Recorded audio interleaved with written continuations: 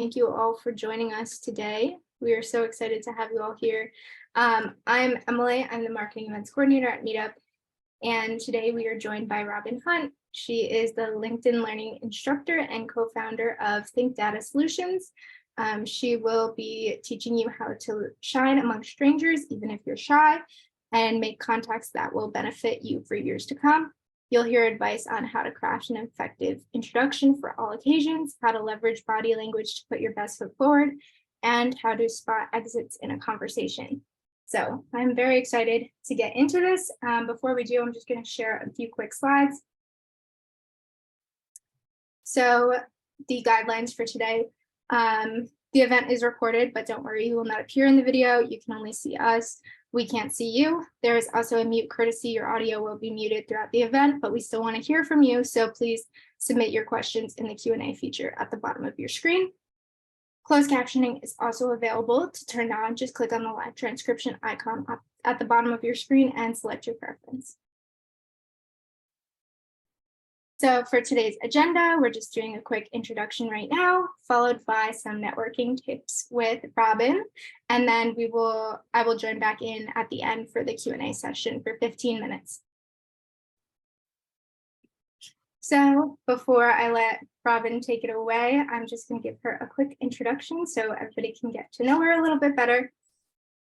So Robin is the co-founder of Think Data Solutions, a solutions development company in the data space. She has spent more than 20 years encouraging people to invest in themselves and sharing her love of data. She has created data analytics learning paths for Microsoft, LinkedIn Learning, and CompTIA, and her LinkedIn Learning content has been translated into at least 6 languages, viewed by over 1 million people worldwide.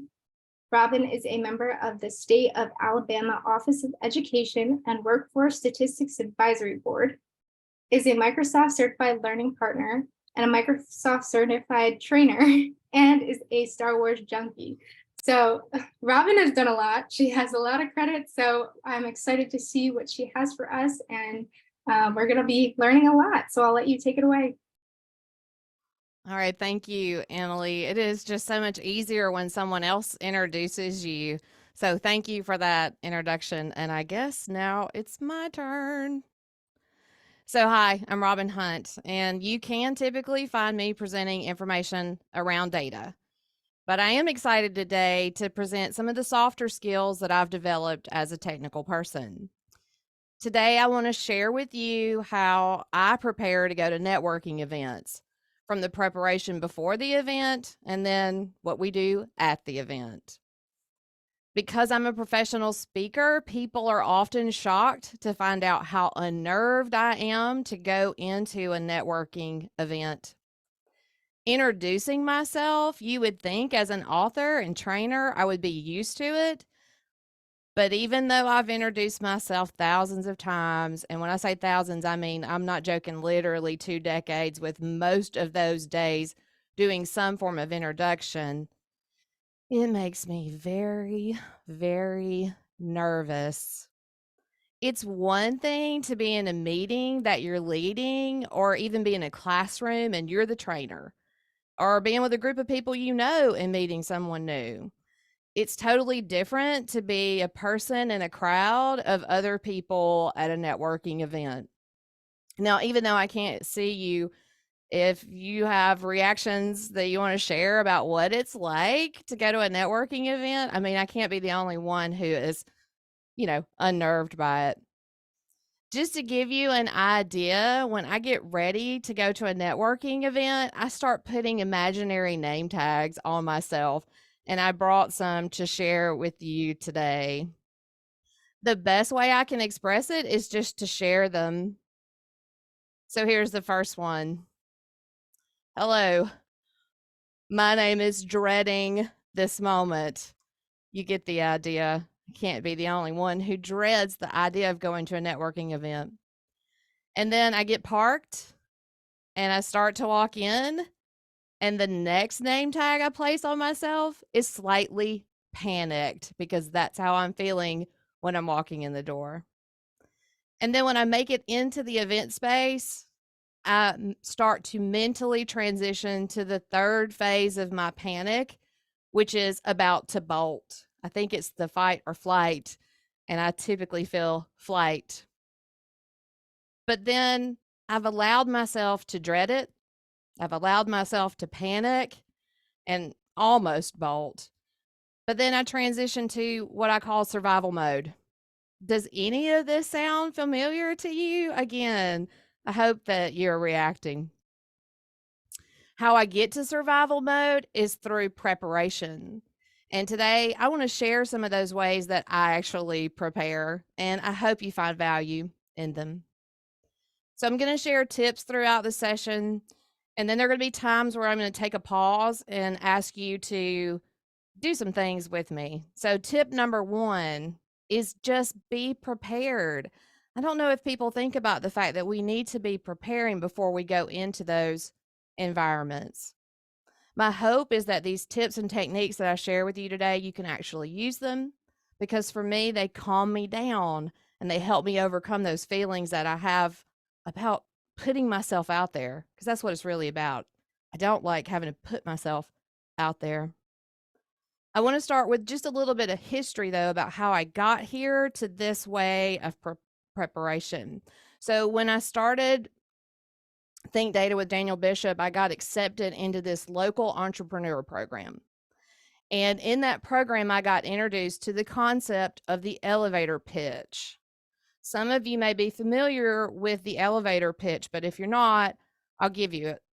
The concept is an entrepreneur needs to be able to pitch their product effectively in the amount of time it takes to ride an elevator. So my thought was, as a practical person, I hope we have at least 40 floors. And then I was shocked to find out they told me I had 30 seconds. 30 seconds to share my life's work.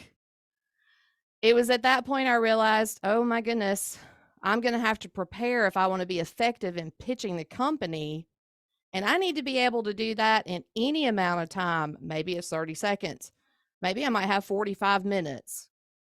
Now, you might ask, how does this relate to introducing myself? Well, you're the product.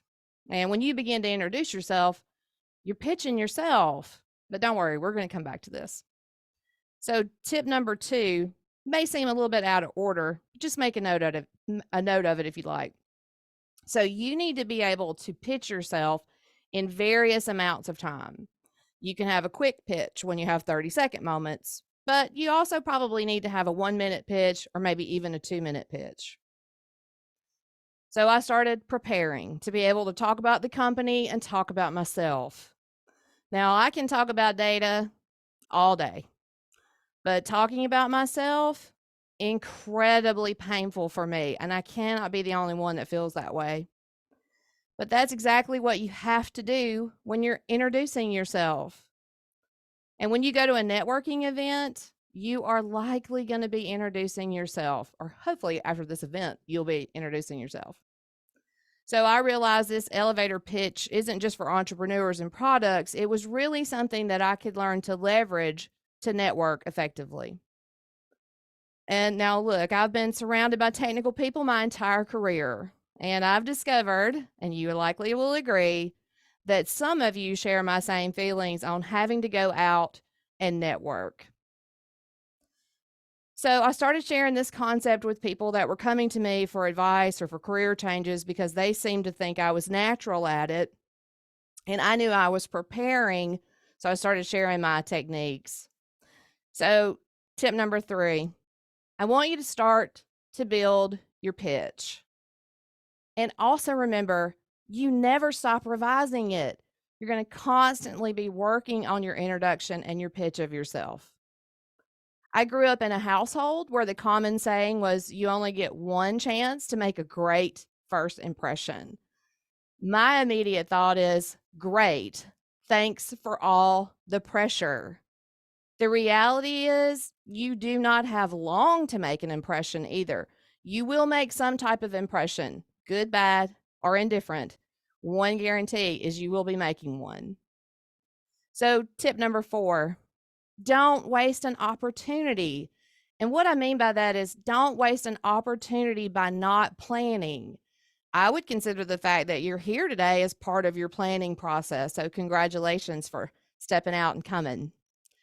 So, if I want to show you how to be effective at networking, then my first step is to help you learn how to introduce yourself. So, here's your first prompt. I want you to imagine that you're going to a networking event and your goal might be to change your job, maybe get a new job, or just get more involved in your community. So I want you to grab a note, like on your phone, on your desk, or on your computer, and I want you to write out an introduction of yourself as you would do it right now. Now, I'm going to give you a minute to do this. I'm going to turn my timer on. So I would encourage you, get your little notepad, get you a text, and actually start writing a brief introduction. All right, I'll turn my timer on for 1 minute.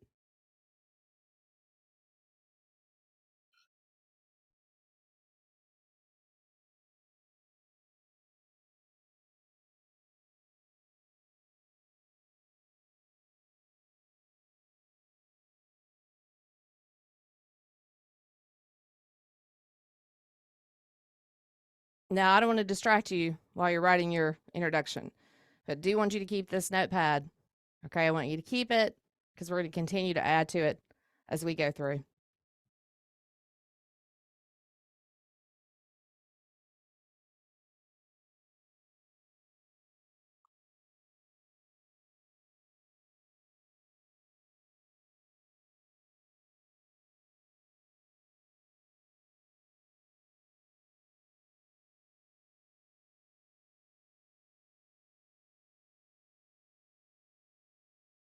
Okay, here we are. That's time. So interesting. That's double the time of the elevator pitch. So that either felt like way too short or an eternity. I don't know how you took it. So now here's what I want you to do. So you've written out your brief introduction, and I want you to read it back to yourself. And I wonder, did you write an introduction like one of those moments where they ask you to stand up and introduce yourself? Like everybody in the room, please, when they come around, do you stand up and introduce yourself? Is that the type of introduction that you penned for yourself? Now, some of you write fast, think fast, and you maybe had time to write out a whole paragraph about yourself. Okay, so now I want you to read it again to yourself. But this time, I want you to take my next tip. Be the other person. Be the person on the other side of the introduction. Read it back, and as the other person, tell yourself what you would think after hearing it. I mean, some of you will be like, I nailed it. Most of you might be like, wow, that's not my best foot forward. It's not quite what I'm going for. Okay, so keep this document and let's just keep going through. Before I go any further, if you hold on to nothing else I say today, there is one thing that I want to encourage all of you to do, and that's my next tip. Be authentic. Be genuine. You may have heard it always comes out in the wash. That means if you're not genuine, you're not your authentic self, it will eventually be found out. And really, it's just not worth it to you. Just be you, the professional you. Read your introduction and ask yourself, was I really being genuine? Or was it just writing something down that I thought I was supposed to write? Only you know the answer to that. Now, I know many of you might be saying at this point, well, just tell me what to say. But if we're being authentic, you may not say what I would say. So let me give you some suggestions and things to consider as you start to write your introduction. Instead of writing out the actual thing you're going to say first, like it's a script, start out by thinking of things you want people to know about you that might be relevant. This takes a lot of self-reflection, so you might want to come back to this, but do you have things that you're particularly proud of? I would start there. And then think, is the right person heard that? Would it make an impact? Would it lead to a deeper conversation or maybe even a job interview for those of you seeking new jobs? I would list out those items that I'm proud of, and then I would go one step further and list out who would be interested in hearing that. For example, would a hiring manager be interested, or would an executive be impressed by that? This process definitely takes time. So I want you to make a note on your note that says things I'm proud of. And then when you return back to this, when you have time, I want you to really think through some of those professional accomplishments that you're proud of and start listing them there. Tip number 7, to me, this just seems obvious and you've probably heard it a million times. Research. Your time is so valuable. I don't care what your situation is. Time is a non-renewable resource for all of us. So ask yourself why this event might be important for you. Why do you think it's valuable for you to be there? And are you exploring new things, or are you trying to stand out? Who else is there? Who are the sponsors even? And then start to identify your goal for every event. And as you do your research, you're going to discover that you might have a different introduction depending on the event or the scenario you find yourself. Okay, so let's transition to being at the event. So again, you have to prepare your introduction. Hopefully, I've given you some practical tips that you can use, and we have more coming. So I met this young professional. They came up to me and they immediately launched into their introduction. But they launched into an introduction as if we were at a job interview and that I had asked them to tell me about themselves. Now, this always hurts me when this happens at a networking event because it makes me hurt for them. Remember, a job interview and a networking event are totally different types of events. So, this type of introduction, well, it might take the same prep, but knowing the event and knowing when to land that introduction, knowing your audience, very, very important.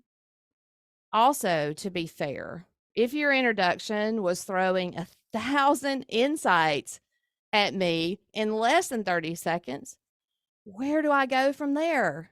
What can I do with that information? It's so fast. You want these opportunities to lead to more conversation. You don't need to force it. And in some cases, some of you may not be leaving anyone any room to engage with you. So if you run into me, I'm going to soften the conversation. And then I'm going to try to work and lead you into a conversation with me. But very, very few people are going to do this. And most importantly, they're also there for a purpose. So remember this: when you're at a networking event, talk to a person, not at them. That's really, really important. And if you do that, it's going to lead to what I like to call is a conversation. And I think that's what we're all looking for, is a comfortable conversation. So part of that means you need to relax and talk, and don't speed talk. It's hard to do that when you're nervous and you've got all your preparation. Just remember, just kind of relax and breathe. So how do you relax and talk normal and have a brief conversation? This means you have to think past the intro, past the introduction. And also, when you're speaking with someone and introducing yourself, tip number 10, give them an opportunity to respond. And then tip number 11, learn something about the person. So people enjoy talking about things that they enjoy talking about. So learning something upfront about them is something that you can then leverage to continue the conversation. So this is kind of awkward because I can't see you and I'm in this room by myself, but I'm going to talk to myself for a second. So here's an example. Hi, I'm Robin. What brings you here? Or, hi, I'm Robin. Tell me about you. That person may say, well, I'm so and I do X. And then I can follow up with, oh, if it's genuine, oh, really? That's interesting. How did you get started? And then I'm going to stop and I'm going to let them respond. It's in that moment that I have time to breathe and actually listen. And then I want you now to go back to your original introduction. And to be fair to you, I just told you to write an introduction, okay? But I want you to pick up that introduction and I want you to see if you can find areas where you can write in a pause and a question. I'm hopeful that you've picked up that the introduction, like the one we created, is a one-way introduction. But when you're at a networking event, there are 2 or more people that are involved. So let's revise it. See if there's room for you to make a brief statement and then open it up for conversation. Can you find a place in your pitch that you can do that? Now, we don't have a ton of time, so I would say just review it really quickly and maybe flag a place or 2 where you could stop and insert a question for the person that you might be talking to. Now, with that said, I have to go here and say this. When you open up the dialogue and you ask a question, then likely in return, they're going to also ask you a question. So here's tip number 12, and probably my favorite tip of every part of these is prepare answers for questions you hope no one asks. We all have questions we hope people are not going to ask us. And so the only way to get around this is to prepare for those questions. That way, if you're like me, somebody asks me a question I'm not prepared for, my face will clearly show I wasn't prepared. But if I think through all those ugly questions I don't want to answer, it allows me to prepare an answer for those questions. So here's your next prompt. I want to stop just for a second and give you just a moment to write down a few questions that you hope no one ever asks you. I'm going to give you just a few seconds for this.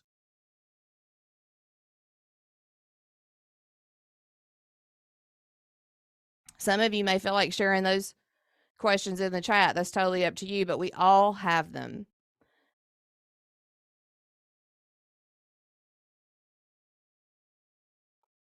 It's also important to remember people aren't intentionally asking you terrible questions. If you truly engage them, they may just be accidentally asking you what they think is a harmless question, but to you, it's one that melts you down. So those are the types of questions that I strongly encourage you to really get honest about with yourself, list them out, and then list the answers. All right, when we're done and when you're thinking through what parts of this conversation you can implement, I do want you to go back to these questions and prepare answers. That way, when someone asks you that question, you have an answer that you're comfortable with, and it can take away some of the pain and the negative feelings. It does take time, but if we're intentional and we prepare and we're authentic, then you can actually develop great answers to those questions, and it will immediately take the discomfort away. So again, if you're like me, my face shows everything. So if I'm prepared for these questions that I never want to be asked, that I'm never caught off guard, and because I'm prepared, I'll actually show I'm intentional, and something that might be negative gets quickly converted to positive, and again, will make a great impression.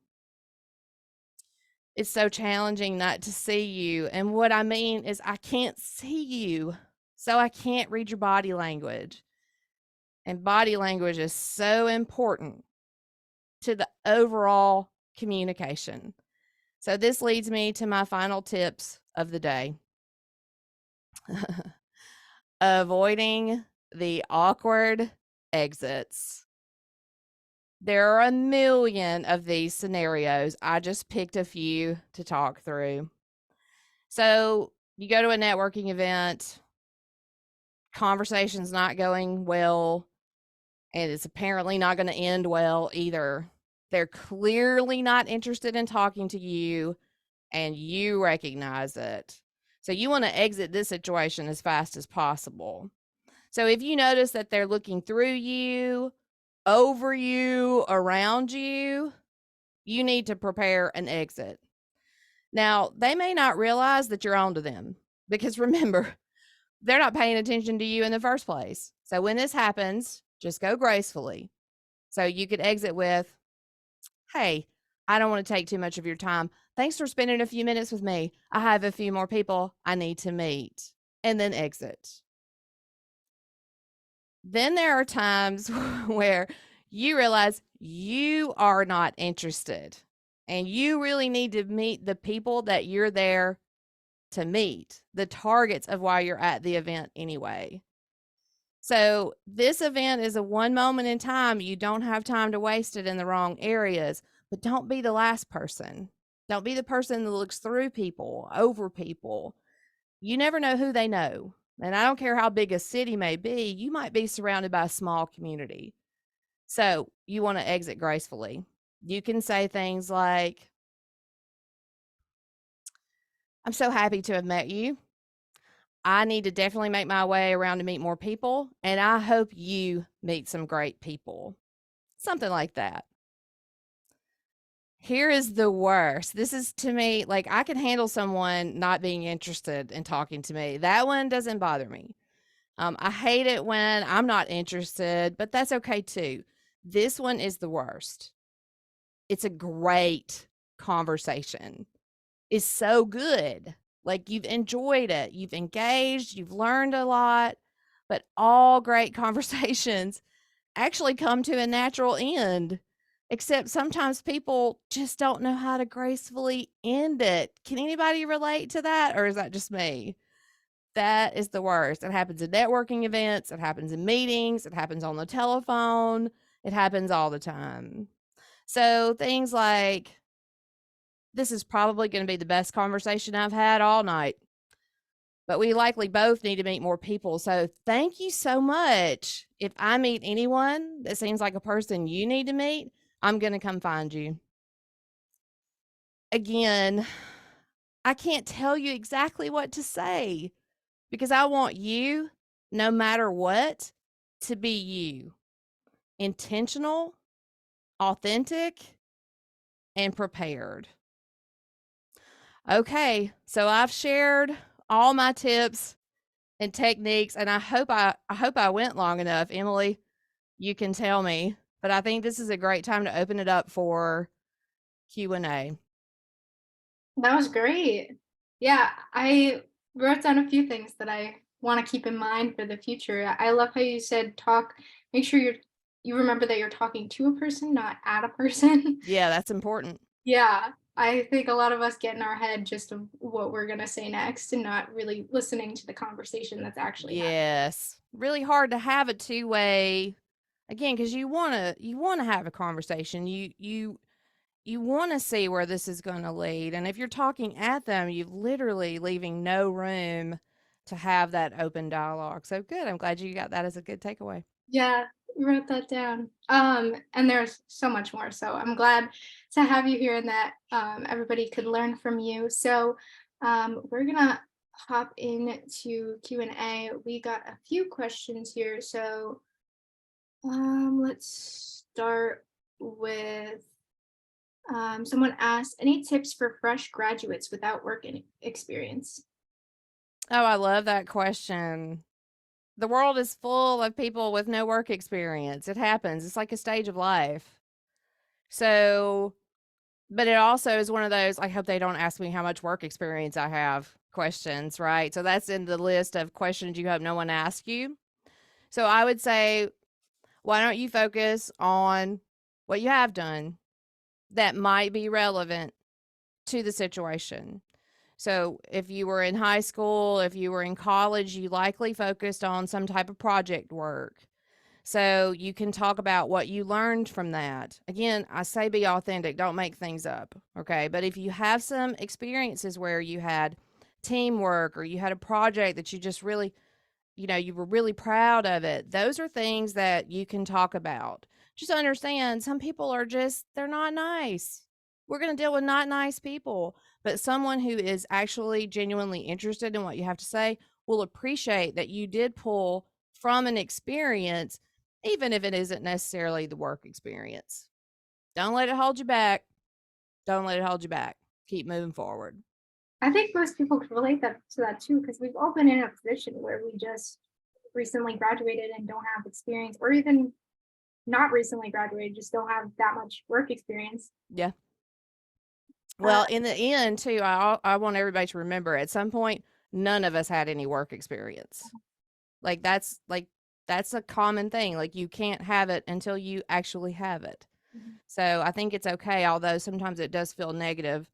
Um, when you're introducing yourself to someone, you're really putting yourself out there. And so I know for a great many people, it's I don't want to be rejected, right? I just feel so dejected and rejected. And that's really, really hard. So again, I just say focus on some of those proud moments. Don't care where they occurred. Focus on some of those questions you don't want anybody to ask. And in the combination of those things, you're really going to be able to craft a really great introduction and multiple introductions using those tools. That's great advice. Use what you got. That's right. So Jose asked, what are your personal favorite questions to open a conversation? So again, knowing like what the event is and why I'm there and kind of identifying like at what point I'm at will sometimes drive those questions. I mean, I hate to say this is so cheap, but I mean, I'm like, "Hi, I'm Robin. Tell me about you." That's my favorite question. I think I've used it at least a million times because it passes the buck. And then they're able to tell me something, and then from that, I'm able to leverage what I'm gonna say next. Now, the only reason why I'm able to do that is because I've created all this content in my mind through my preparation that depending on what they say, I can pull from. I like asking people like, what brought you to this event? I think that can be an important question, like, because they could answer, I'm looking for talent. Or they could say, I'm trying to find an opportunity. And what's important for me, also to be fair, I'm a data person. So I'm analyzing all the time whether I want to be or not. So when someone says, let's say I'm looking for an opportunity and someone tells me that they are also looking for an opportunity, then they may not be the person I need to be talking the most to, right? I need to identify that, have a nice conversation, and then move forward. Now, I'm not saying disregard other people that are in the same boat as you because you can follow up with them later. And if you made a good impression with them, if they land a role, they might remember you, and then likely you're going to see them at another networking event. If that person is someone who is providing opportunities, you definitely want to know that. But then you got to be careful. Like, oh, this person's hiring. Don't launch. Resist the urge to launch your job interview introduction, right? Just kind of step back and say, oh, really? Tell me about your company. Like, you're looking for talent? Tell me about your company. Like, what's great about that company or whatever. You can just again, if you prepare and you think through some of these things, like it's a lot easier to know what to roll with. Okay, I Definitely. hope I answered that. Yeah, I think so. And that's a great point too. Like if you're just launching into your resume or your interview, you might not even know if you like that company or the position that they're Oh, looking to fill. nailed it. It's so important. It's so important. And look, I've had a lot of great fortune that I've been able to work with workforce development. And so I've met with hundreds of people that are, they're hurt, they're trying to find something new and they want to put their best foot forward and they're not exactly sure how to go about it. And I would just say you have more power than you think you do. And when you find yourself in these events, like it's not just you being interviewed. You should be doing the interview. Like if you don't know where you're going to go next, like spend your time. Like your time is equally as valuable as any other human being beside you. And yeah, you should be looking and trying to figure out, do they throw off the kind of vibe you're interested in or not? I think that could Awesome. also ease the pressure too for a lot of people, making it kind of swapped. Like Yeah, it's not as much are they interested in me, but am I interested in them? that's right. That's right. There's just so much that goes into it. Again, like you could probably seek out resources for great interview questions. Like, you know, when you get into that job interview and then they say, well, do you have any questions for us? And then a lot of people are like, nope, all good. And I'm thinking, what? That's your chance. Missed How can I opportunity. be successful in this position? What's the turnover in this position? Tell me about the last person who was in this position who did great at it. Like, what were their attributes? I mean, you have so many opportunities. Remember, you're being interviewed and you're also interviewing. I love it. Let's see. Next question. Someone asked, is it indeed wrong or a sign of lack of confidence to admit you're nervous about meeting new people? Okay, every human is, well, not every human. Most humans are nervous about meeting new people. Okay, listen, I'm a technical person. Like I realize I'm a professional speaker and I know people don't believe it. But like, okay, I had Coke bottle glasses. Okay. I was geeky. Nobody was picking me first. Nobody was picking me first. And we grow up with that on us.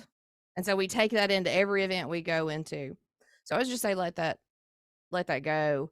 Also recognize that other people are nervous and they may not seem to be, but you are not inside their head.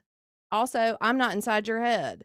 So if you practice and prepare, you may not look as nervous as you feel on the inside. I'm going to give you a technique here too. And I know this sounds probably silly, but you should talk to yourself. You should talk to yourself and you should talk to yourself in the mirror. Okay. And you should like read your own face and see how you're coming across.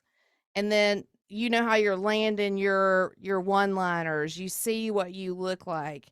And then you'll know what other people are seeing. And that for some of you, that's going to provide a lot of comfort to be able to do that. You just have to be told, go look in the mirror and talk to yourself. And if you don't like what you see, make adjustments because you're in the mirror. You can make those adjustments. That's very smart. I've never done that. Maybe I should do that. You should do it. It works. It works.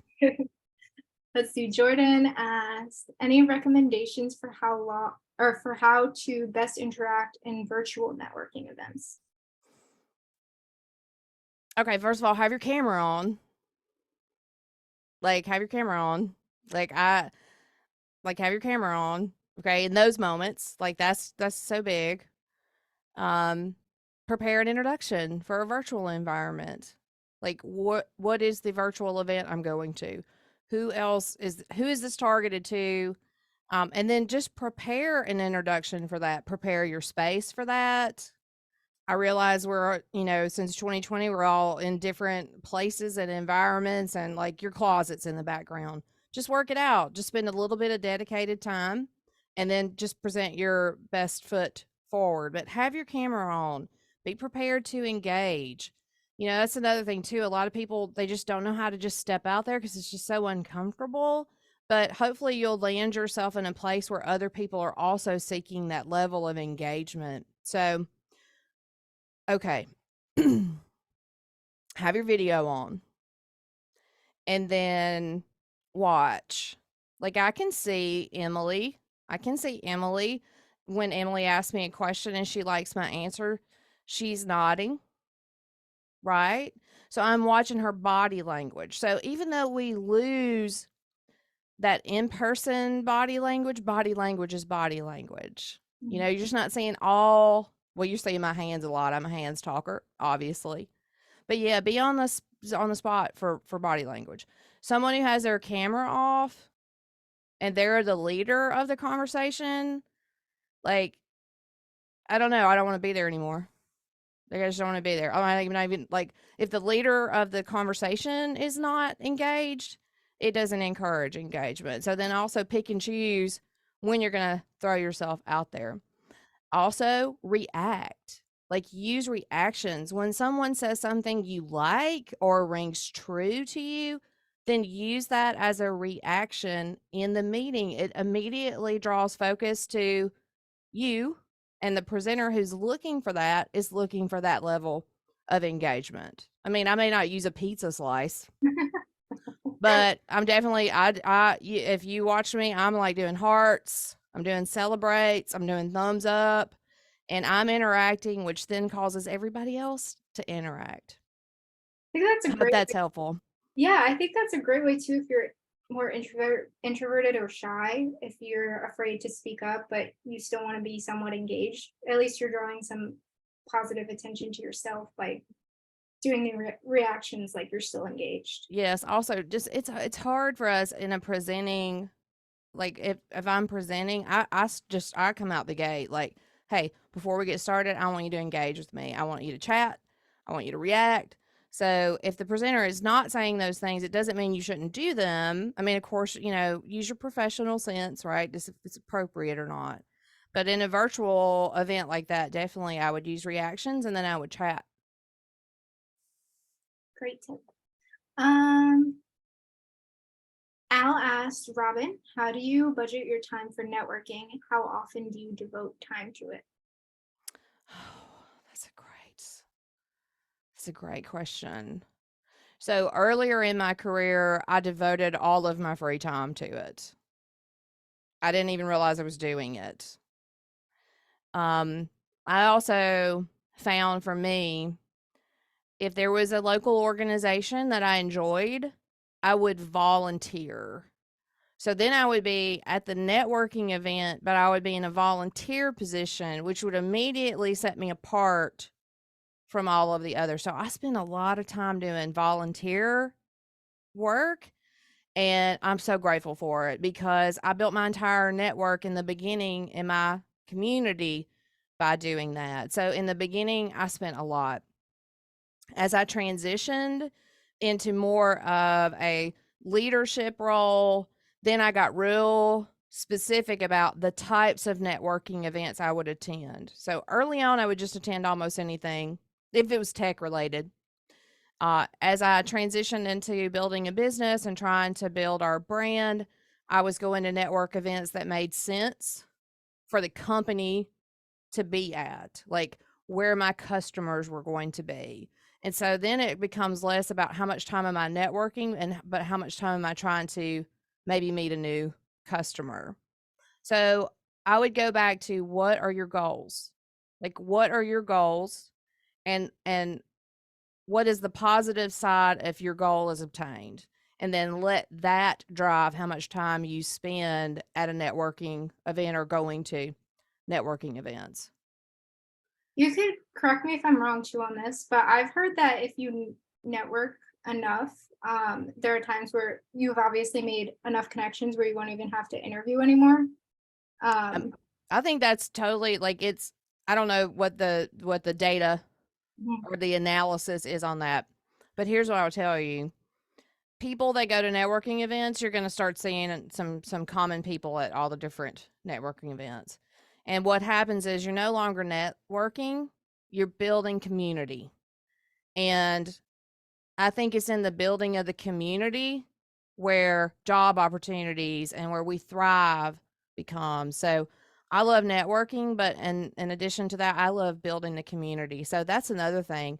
Find the local organizations who are hosting these events, go get involved, go check it out. You may not like every one of them, so just mark it as not my thing and never go to it again, but you're going to find that. And you're building relationships, and it's in those relationships that job opportunities and other opportunities and clients get made because they start to know you and they've already introduced you and you've done such a great job engaging them. Yeah. So I would say do it a lot. Do it a lot. Perfect. So let's see. Dan asked, would you recommend using humor to make the encounter memorable and stand out from others? Only if you're good at it. Be authentic. I mean, if you're that person who can land that one liner and just nail it, you know it, like your friends, you know. But then also make sure, like in a professional environment, you're using the appropriate jokes. Read the faces of the people you're with. So I definitely think there are times where you can insert humor for sure and make a lasting impact. So I don't have a problem doing that. I would just say it isn't for everyone. And so don't just say, oh, okay, I'm going to go insert a joke in. If you're not being authentic and you're not being genuine, it's going to be that moment where somebody told a joke and you're like,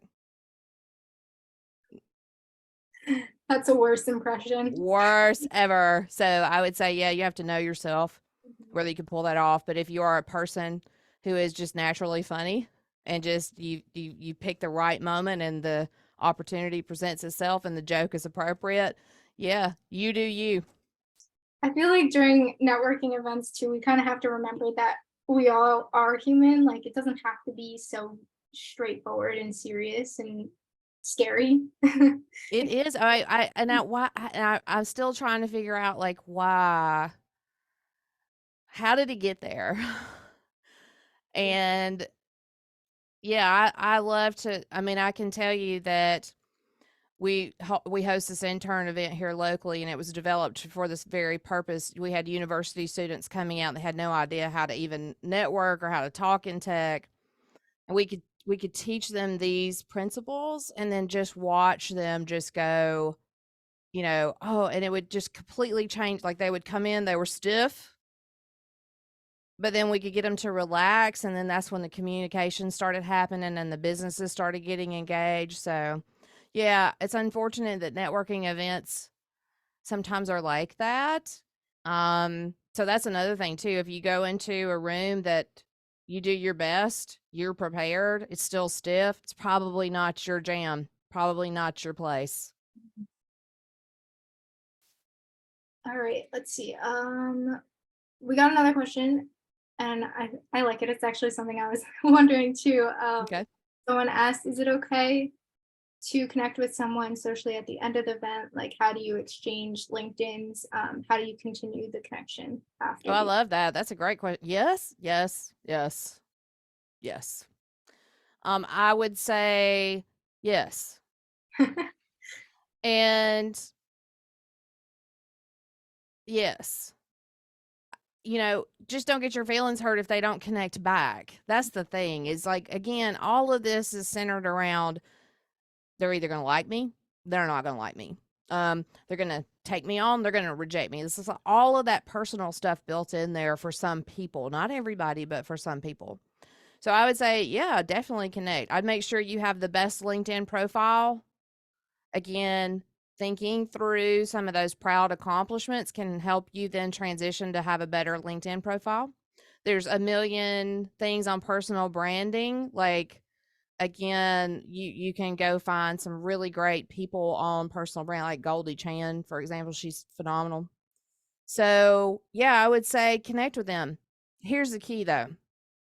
When you connect with them, tell them, hey, I met you at X event. And again, be genuine. And if they impressed you, tell them, hey, I really enjoyed your talk, or hey, you were one of the greatest conversations I had of the night. Really want to connect with you. I would just send a personal note along with it. Yeah, But yeah, definitely connect. yeah, that's very smart. Because then, like, even though they might have had a big impact on you, they also might have met so many people during that event. Oh, yeah. You can't just expect them to remember you. Well, and they might. Yeah, And they might be more likely to remember their conversation with you if you include a personal note that would remind them.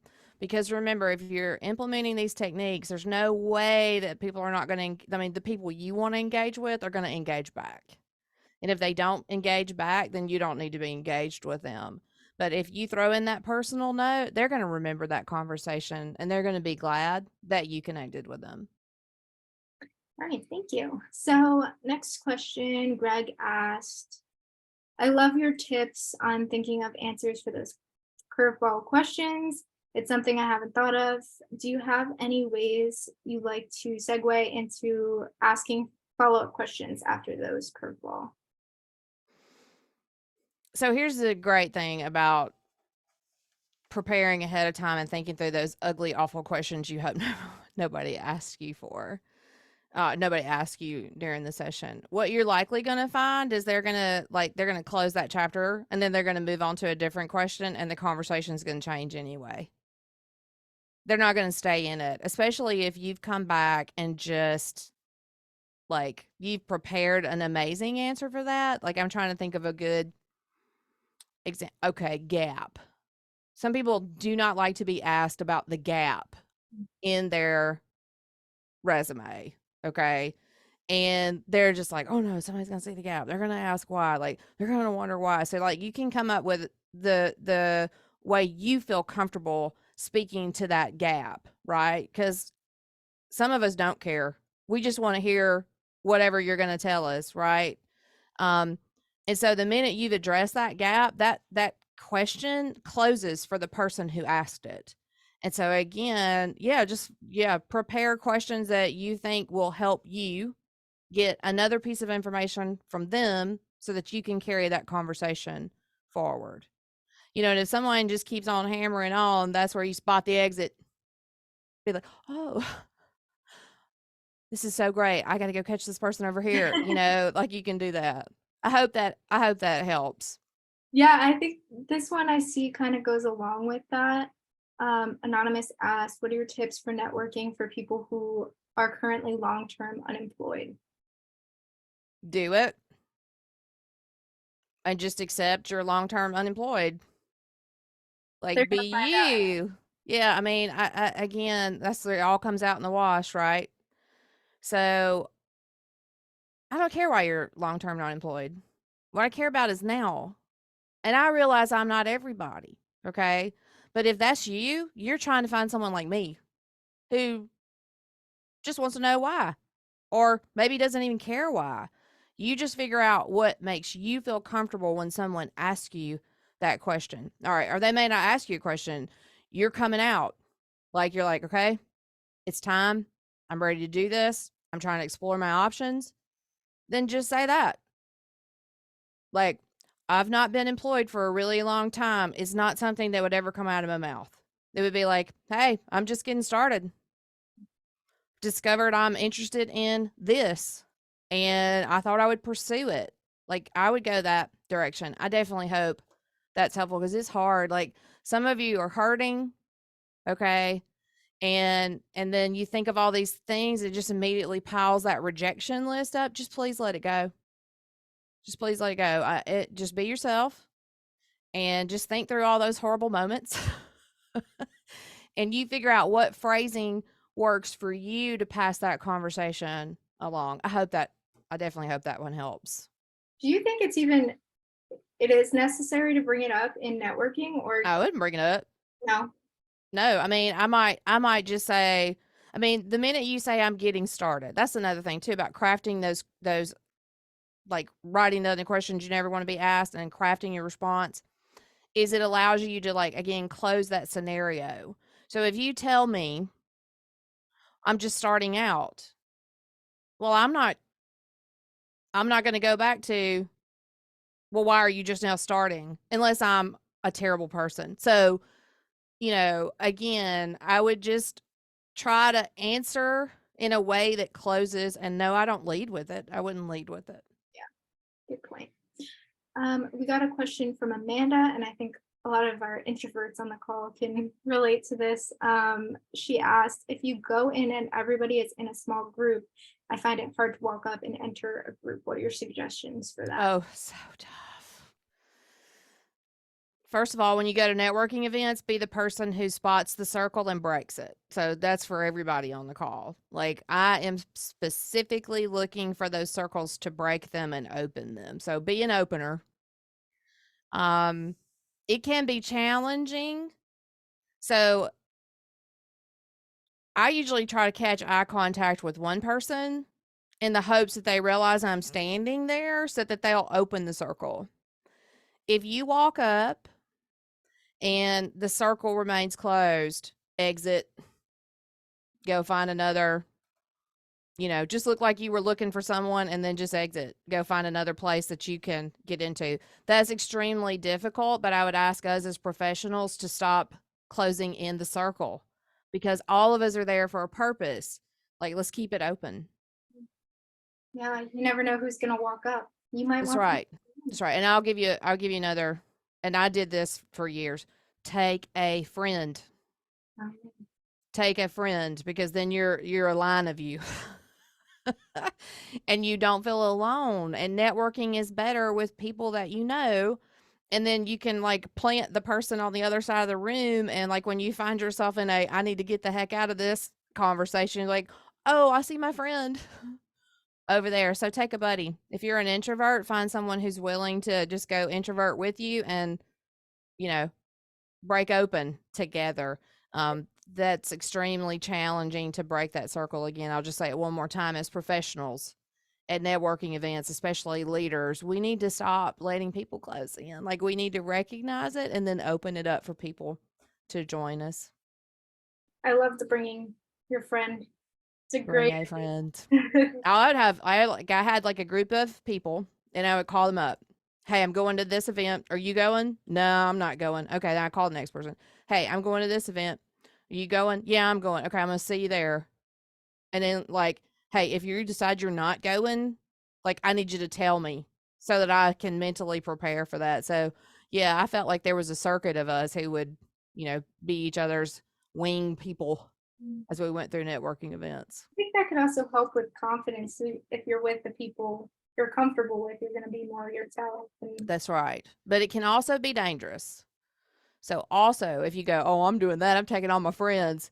Don't just talk to your friends. Don't just talk to your friends. And then if you are with your friends, also don't close the circle. Mhm. Yeah. That is Yeah. all such great advice. And I'm so glad we had you here. Unfortunately, our time is coming to an end. So I'm just going to make sure we have time to share your links, since you have a lot of very helpful ones. I'm Thank you. going to take a second to post these in the chat. Um, if you'd like to speak to any of them, please feel free. I went through and thought, like, again, I'm telling you to be genuine, but I'm not like giving you the art of the pitch or exactly how to craft. I think you need to spend some time reflecting on some of the things that we talked about today and explore these. Tatiana's courses, she talks about, well, first of all, she's an effective communicator and she talks about effective communication. And her course is very specifically crafted around building your best pitch of yourself. So I strongly recommend that. All of those on there are good. I also included body language because I think there's a lot more to body language than maybe we realize. And so I encourage you to study as much about body language for networking as you can. And I would be grateful if you followed our company and followed me. I would love that. If you go to follow me on LinkedIn, you can hit the follow and get to connect. And then, hey, guess what? We know you were on this call today. And yeah, and connect with me. And then Awesome. if you're interested in pursuing data, yeah, please. I focus on the beginning of data entry level data analytics and would love to share all of that with you. Thank you. Thank you for sharing all of that. It's definitely very helpful for our audience. So before we go, I'm just going to share a few more slides.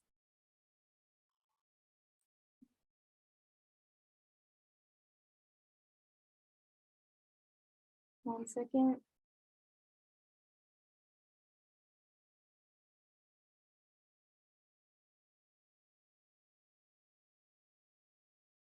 All right, there we go. So we are obviously aware of the turbulent times in tech, and we want to help everybody, our community members, as much as possible, who have been affected by the layoffs. So to learn more about Meetup's career resources, including a free 2-month Member Plus subscription, you can check it out by scanning this QR code, or I will post a link in the chat right now. 1 second, I'm not as well.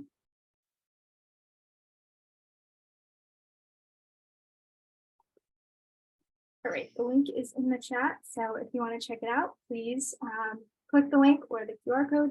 And then we also have a podcast with our CEO, David Siegel, and he talks to Meetup organizers as well as thought leaders on community and connections. So if you'd like to give it a listen, it's let me get that, meetuppodcast.com. I will also include that link in the chat.